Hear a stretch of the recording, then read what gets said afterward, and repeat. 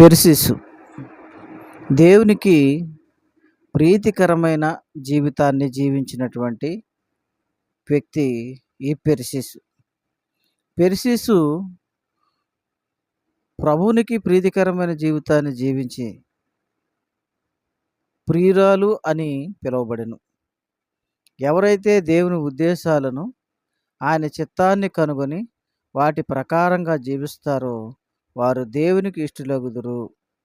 పిల్లలారా, మీ జీవితంలో దేవుని ఉద్దేశాన్ని ఎరిగి మీరు జీవిస్తూ ఉన్నారా? దేవుని చిత్తాన్ని మీరు కనుగొనటానికి ప్రయత్నం చేస్తున్నారా? యవనస్తులారా, మీరు కూడా పెర్సిసు వలె దేవుని యందు భయము భక్తి కలిగి దేవుని ఉద్దేశాలను ఎరిగినటువంటి వారుగా ఉన్నారా? ఆయన చిత్తాన్ని కనుగొనే వారుగా ఉన్నారా? లేక మీ చిత్తం వచ్చినట్లుగా మీరు నడుచుకుంటున్నారా? పెర్సిసు ప్రియురాలు అని పిలువబడెను.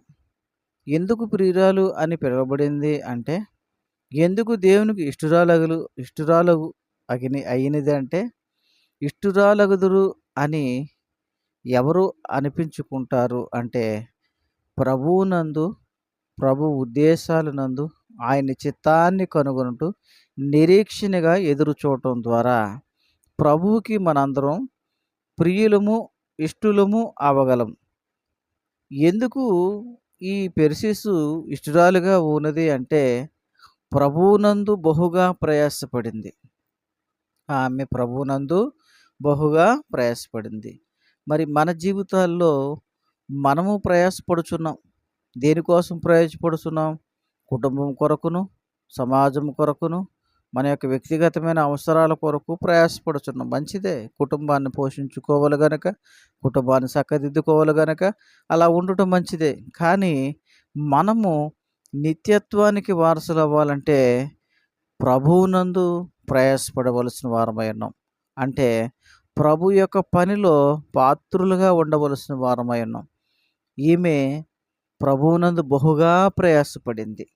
బహుగా ప్రయాసపడిన కారణం చేత ఈమె ప్రియురాలు అని పిలిపించుకోవటానికి అర్హత సాధించింది. ఇష్టురాలుగా ఆమె ప్రభువునందు ఉండగలిగింది. కనుక మనము కూడా పెర్సిసు వలె ప్రభువునందు ప్రయాసపడటం ద్వారా మనము కూడా దేవునికి ఇష్టులము అవుతాం. దేవునికి ఎవరు ఇష్టులుగా ఉంటారో ఆయన వారి యొక్క మనస్సులను ఎరిగి వారి పట్ల తన చిత్తాన్ని నెరవేర్చేవాడుగా ఉంటాడు.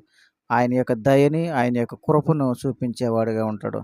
కనుక మనము కూడా దేవునికి ఇష్టులుగా ఉంటూ ప్రభువునందు ప్రయాసపడుటకు మనందరము కూడా ప్రయత్నము చేద్దాం.